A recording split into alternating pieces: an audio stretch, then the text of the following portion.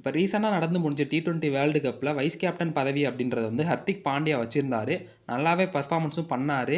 இதுக்கு முன்னாடி வந்து கேப்டனாவும் இந்தியன் டீம வந்து லீட் பண்ணியிருக்காரு. நல்லாவே வந்து வின்னிங் ஸ்ட்ரீக்கும் வச்சிருக்காரு. அவரு வந்து T20 ஸ்குவாட்ல இருக்கும்போது ஹர்திக் பாண்டியாவ குடுக்காம, சுப்மன் கில்ட்ட வந்து வைஸ் கேப்டன் பதவிய வந்து குடுத்ததுக்கான காரணம் என்ன அப்படின்றத வந்து நான் இப்ப சொல்றேன்.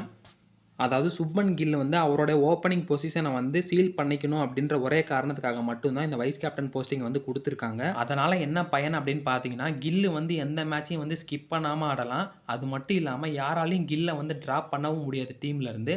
அவரே அவர டிராப் பண்ணிக்கிட்டா மட்டும் தான் உண்டு. இனி வரக்கூடிய எந்த சீரிஸா இருந்தாலும் பாருங்களேன், கில்லோட பேரு வந்து இல்லாம இருக்காது. அது மட்டும் இல்லாம கேப்டன் அப்படி இல்லனா வைஸ் கேப்டன் அப்படின்ற போஸ்டிங்கும் கண்டிப்பா குடுப்பாங்க. சரிங்க ஃபிரெண்ட்ஸ், இந்த ஒரு வீடியோவ நீங்க வந்து ஃபுல்லா பார்த்திருப்பீங்க அப்படின்னு நான் நினைக்கிறேன்.